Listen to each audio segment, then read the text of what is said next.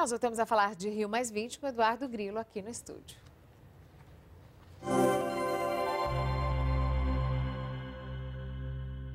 Grilo, nessa discussão sobre desenvolvimento sustentável, é fundamental discutir agricultura. Discutindo agricultura, a gente tem que falar de solo, de água, de biodiversidade, tem que falar de tudo e que ainda seja economicamente viável. Mariana, é uma dessas palavras ou desses palavrões da Rio+20 que a gente começa a ouvir e fala, mas o que é isso mesmo? Mas é importante. Agronegócio sustentável é uma dessas palavras.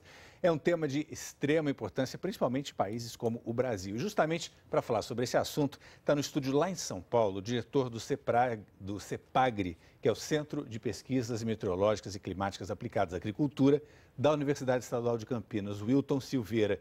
Wilton, boa noite, um prazer ter você aqui no Jornal das 10. O ano passado se falou muito de que o Brasil vivia uma crise de descontinuidade de investimentos na agricultura. Eu queria saber de você se isso ainda é um fato e qual é o risco exatamente que o Brasil sofre com isso. Boa noite. Boa noite. Veja bem, se houvesse realmente um problema desse tipo, nós não teríamos um Brasil hoje com um crescimento de 160% na produção e ao redor aí de 23% a 25% na área cultivada.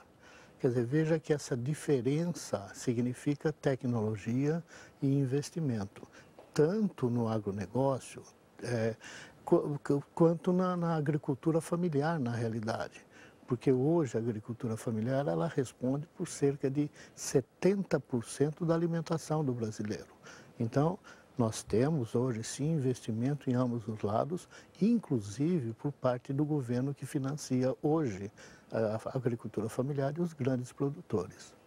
Haroldo, inclusive em relação à distribuição dessa lavoura, digamos assim, existe uma crítica de alguns setores dizendo que se planta, por exemplo, muito açúcar, muita cana-de-açúcar no Brasil, que isso estaria desequilibrando nossa produção e traria problemas no futuro. Você não concorda com isso?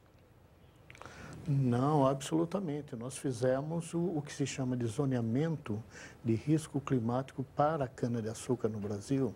Isso aí é uma lei hoje, onde nós temos ainda a oportunidade de ampliar a cultura canaveira sem que haja invasão de 1 metro sequer das áreas protegidas, de áreas de produção de grãos, etc. Nós podemos expandir a produção de cana-de-açúcar ao redor aí de 10 a 14 milhões de hectares, repito, respeitando-se todas as áreas, entre aspas, proibidas dentro do Brasil. O uso exclusivo de pastagens degradadas.